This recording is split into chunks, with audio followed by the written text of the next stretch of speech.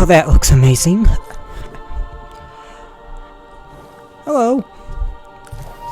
This is Phil Campana, aka Dragon's Mana. Something I've wanted to do for quite some time. Particularly, I want to speak on my personal thoughts, interpretations, and just my general love of games like, well, here, Shadow of the Colossus, Dark Souls, Bloodborne, etc., etc. This is the intro to Blue Point Games' 2018 remake of Shadow of the Colossus, PS2 game originally released in 2005, October 18th. Funny enough, the day that I'm recording this, well, the 15th anniversary of it anyhow. Perfect timing.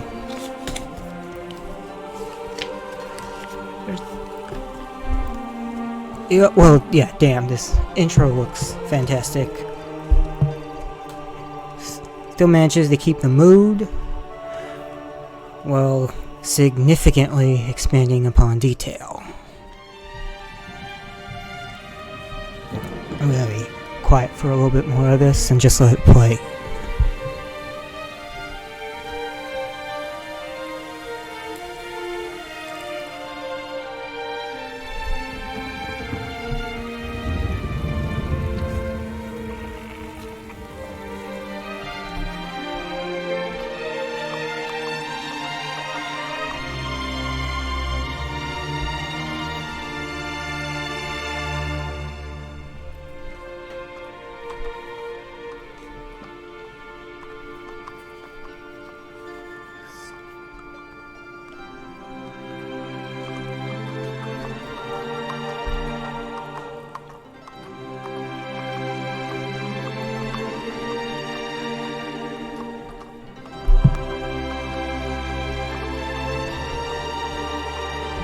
And now we, Wander here in particular, have arrived in the Forbidden Lands. For those of you this may or may not be your first experience, holy crap, play this. Oh god. Awkward intros. Be prepared for a lot of that.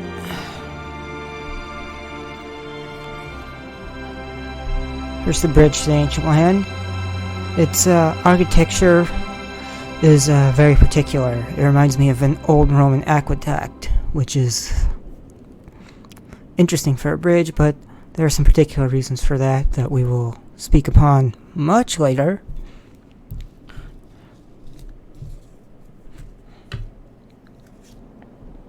And title screen.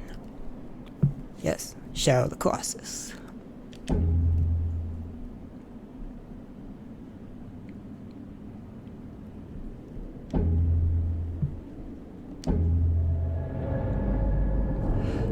I love this game. I love this quote-unquote series. What we just seen here is a great establishing shot of the Shrine of Worship. Sorry for repeating myself, but I love Shadow of the Colossus. Surprisingly enough, however, I have not played this particular version. I've played the PS2 version at least 4 or 5 times at this point. And the PS3 version at least twice, but I've not spent any time hands-on with the 2018 remake here, which Monster Hunter World came out at that time, and that kind of absorbed my life the month beforehand, so just kind of got swept under the rug for a while because it wasn't a new game, quote-unquote. Alright, I'm rambling a bit, but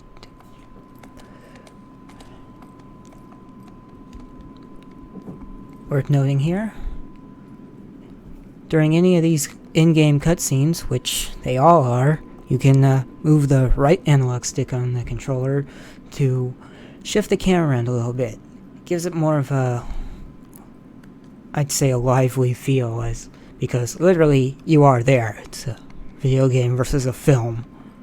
Something that this medium does that it can do and others not necessarily can.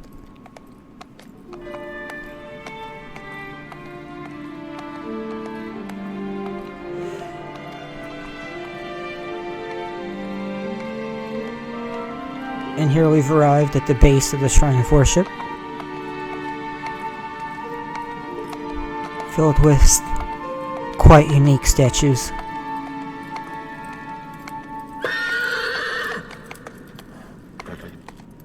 Main character here is named Wander, and his horse is named Aggro. She's quite large, but you kinda need to be to get through, well, what we're gonna be doing.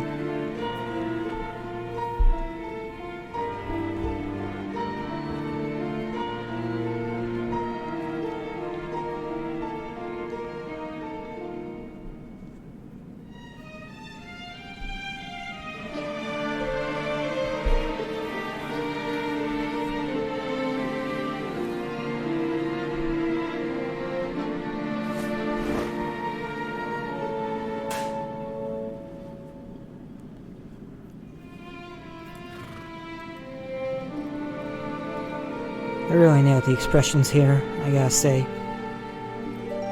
The woman he has just placed upon the altar there is named Yorda. That place began as the residence of intersecting points.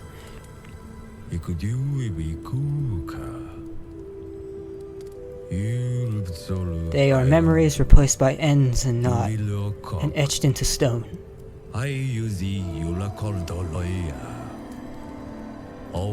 Blood, young sprouts, sky, and the one with the ability to control beings created from light.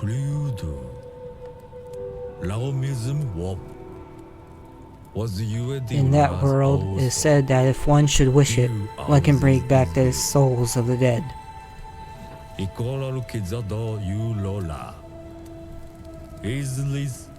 But to trespass upon that land is strictly forbidden.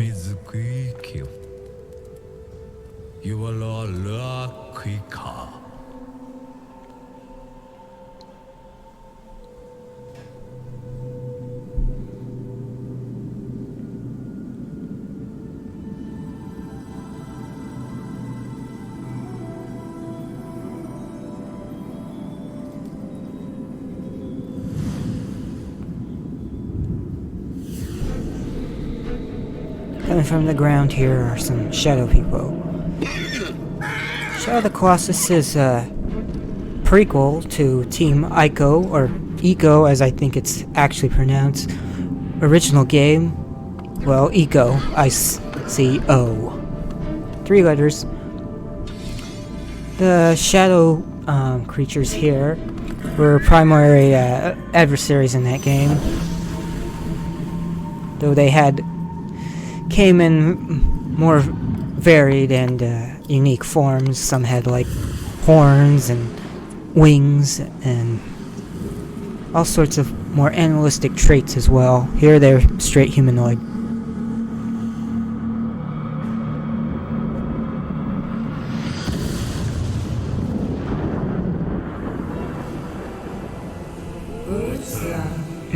Thou possesses the ancient sword.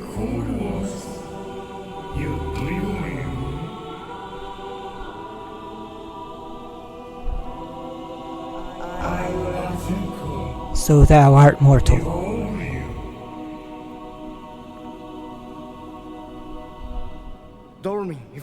Are you dormant? I was told that in this place, at the ends of the world, there exists a being who can control the souls of the dead. Thou art correct. We are the one known as Dorman.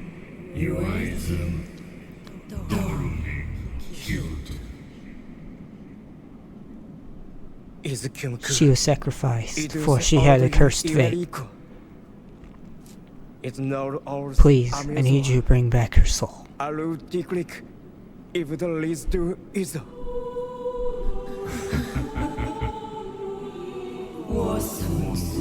That maiden's soul? Souls that are once lost cannot be reclaimed. Is that not the law of mortals?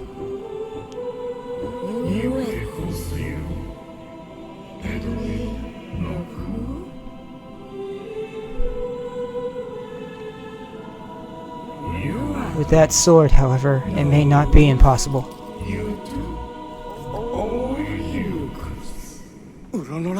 Really? That is, of course, if thou manage to accomplish what we asketh. What do I have to do? Behold the idols that stand along the wall. Thou art to destroy all of them.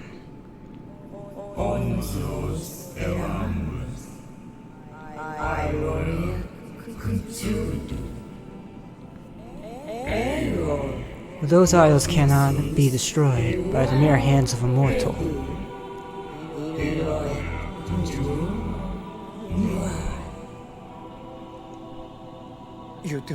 Then what am I to do? In this land there exist colossi. There are the incarnations of those idols.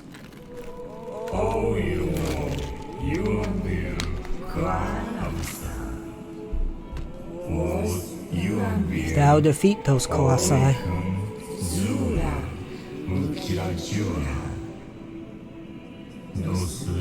the idols shall fall.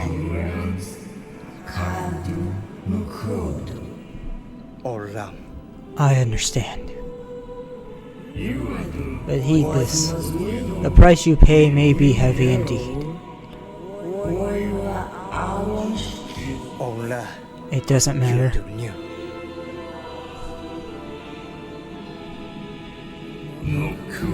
Very well.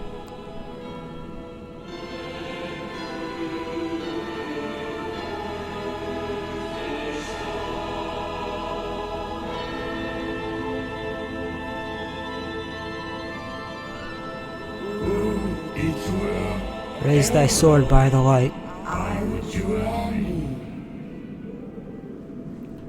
And head to the place where the sword's light gathers.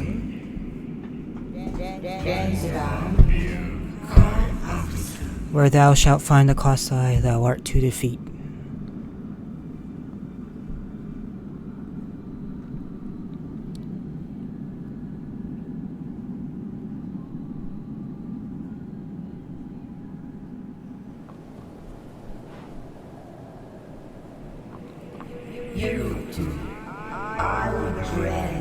Now be on thy way.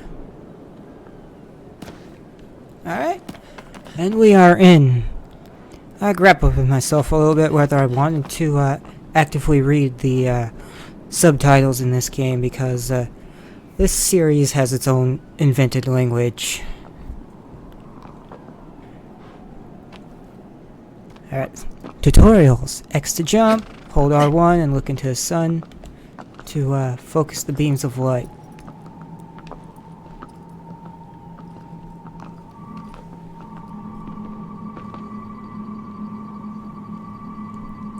This mechanic allows us to see where our next, or in this case first, colossi is.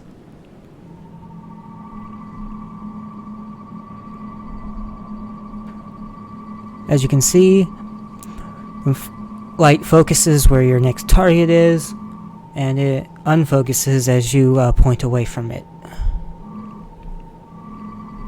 The controller also begins to vibrate a little bit as well on top of it.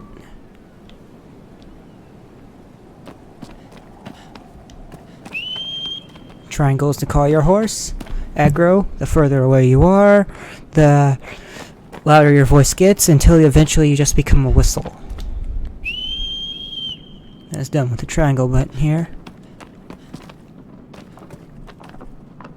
And to start off, here's the Shrine of Worship. These are the aforementioned idols we spoke about.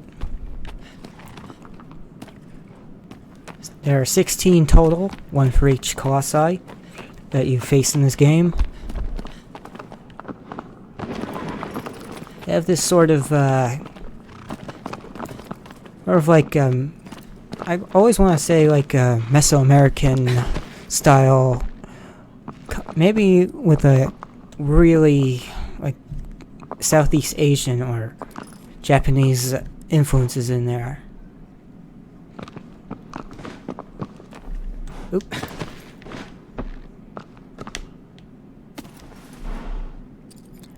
You can stand on your horse, though that's not really necessary.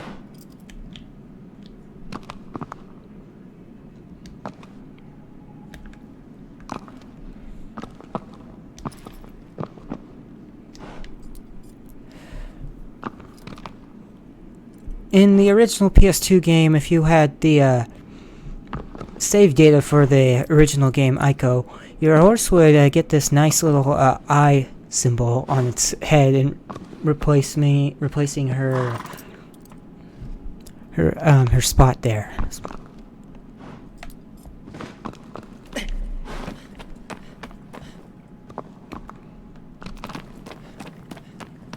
Up above here is the column of light, which Dorman speaks through. And they notice that Dorman is a double voice, one male, one female. Currently, the female voice is more dominant in that respect. Get a little distance away here. We'll see a bit of the open world. But first, I really want to take a second to look at the Shrine of Worship here. Now, this isn't the best angle, I'll admit, but Shrine of Worship is exceedingly tall, and we'll see that more as we get further away from it. Hitting square is just a simple sword strike. Notice how very little finesse there is in that motion. Wanderer is not really someone trained for combat. At least that's the implication. Hitting left on the D-pad summons your bow instead of your sword. You can switch back and forth. That will be important. Holding R1 will charge up your bow, and releasing will not send that knocked arrow flying. Your arrows are completely unlimited. I don't even see a quiver here, funny enough. But since they're not necessarily important or a quote-unquote resource, here at the base we have a little save shrine. And hitting down on the D-pad in this version gives us a nice photo mode, which when necessary I think we'll use to take a look at some particular details.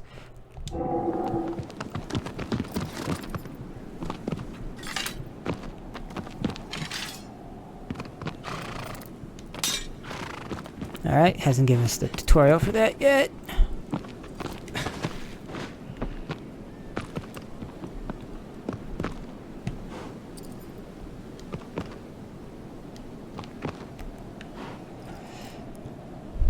Alright, I want to speak first about back when this game came out, 2005. I know we're a bit drowning on them now, but the concept of a game having a quote-unquote open world was really, really fascinating because it really wasn't done that much. It was, when it was done, it was like, wow, there's no quote-unquote loading, there's no partition areas and endpoints and level ending screens and all that sort of thing. So seeing something like this was really really interesting. And a world like this, which in particular is absolutely I'd say and intentionally very open and empty, and with no other signs of life save for you, aggro, and the Colossi, and some trace amounts of wildlife here and there.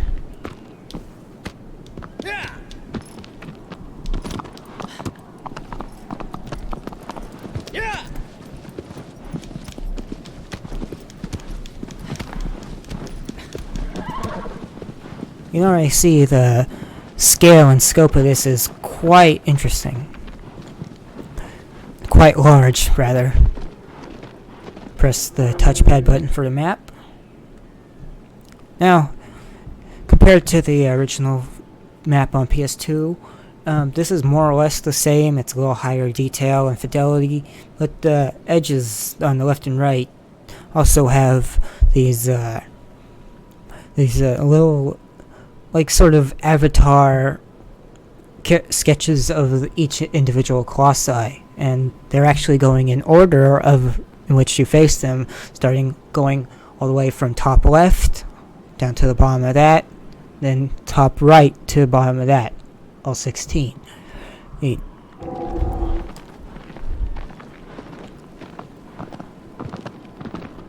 Alright.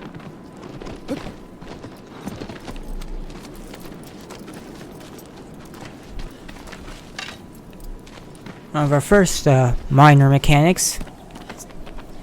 As I recall, it's not explained to you particularly well, if much at all, but many of the trees in this game will have these fruits here. You shoot them down.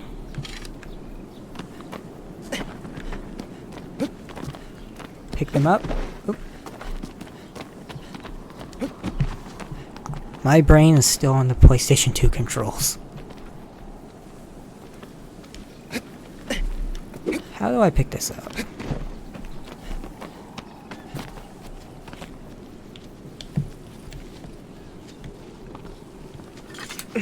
Okay, R2.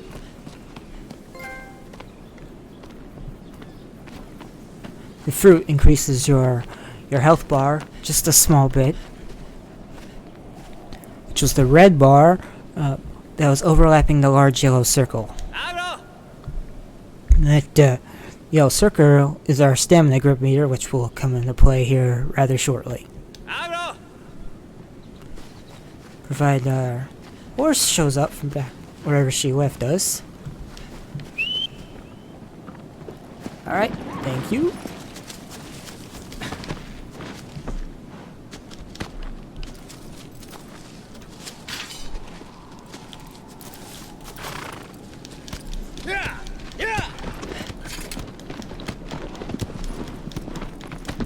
You can tell I haven't played this version very, very easily.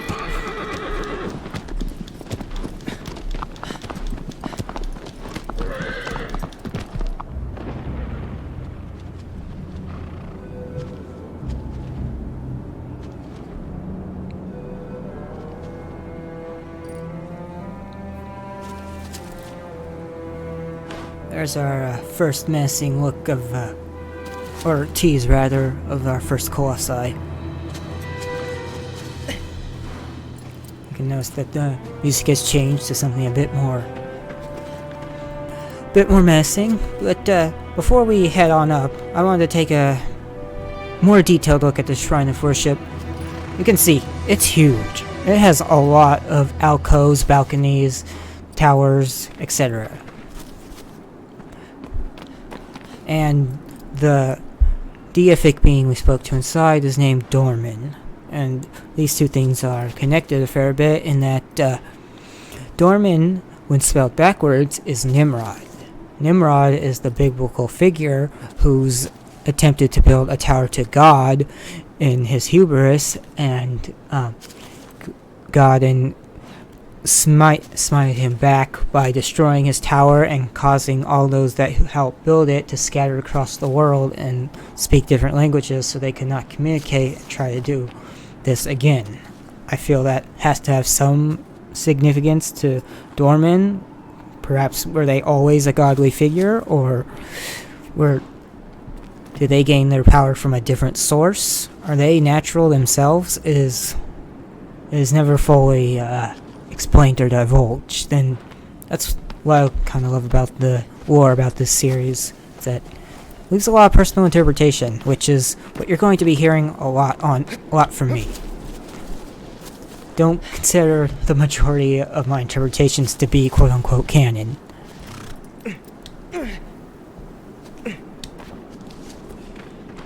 Now we're getting our climbing tutorial. Jump back and forth, up. Have to hold it in order to get up. Notice that the yellow circle on the right there is our stamina meter.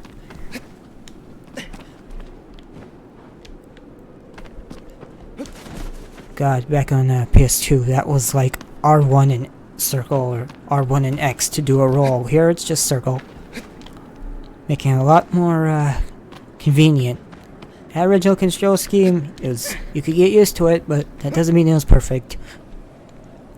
I think this is so far much better, though I still keep trying to default to it.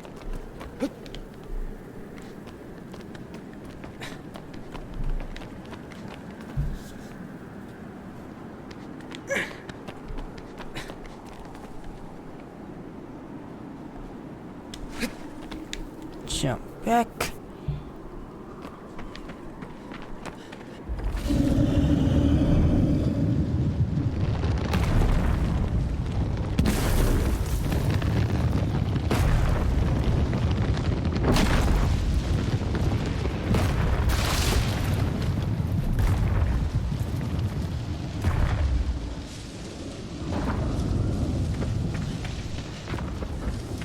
And here we have our first Colossus.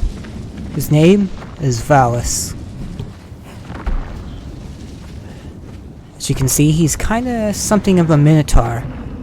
Has a large club. Once we get his attention, you'll be able to see his face with his broken horns, as well as his sort of bull-like features. And to his left, you'll see a rather large ruined structure.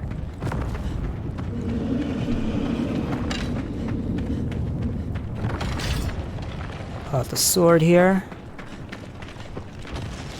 Now, when I first initially rented this back in 2005, I had no idea what to do, and I tried to climb into and hide in these ruins. That is not what they want you to do. But enough of that. Let's try to get this big boy's attention.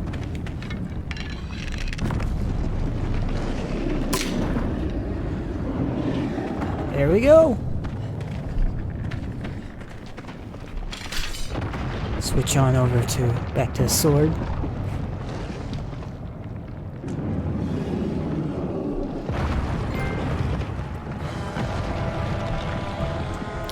I think it's enough proof that I'm really starting to do this version, is that now I'm gaining trophies.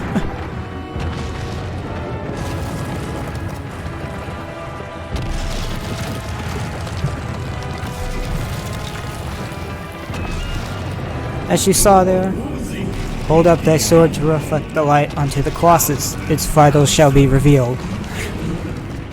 Well, Dorman there beat me to it. I was just about to explain that holding up the sword to the light allows you to find the vital points on these creatures. And we will... Oh. This isn't a major sigil. This is a minor sigil. Give us some small wound that will give us the opportunity to climb up onto its back.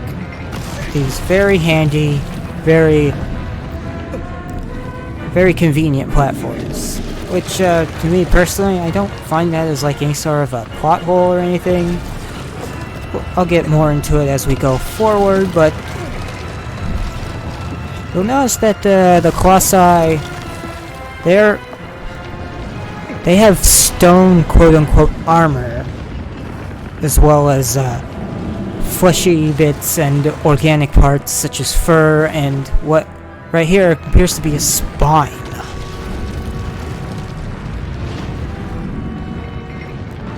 Right here is the first major sigil. Large glowing button. Sort of a tattoo. Specifically built into these things. We have to find and attack all these in order to slay these beasts. This is going to be over relatively quick.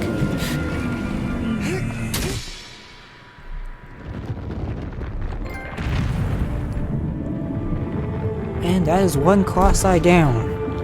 That went real quick.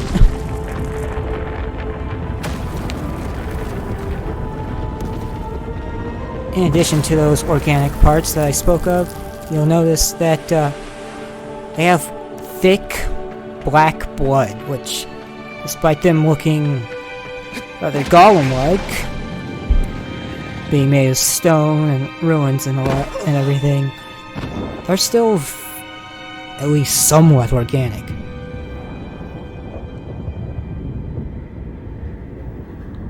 Upon death, their sort of essence erupts from them and will collect and make its way into Wander, which will then teleport you back to the shrine.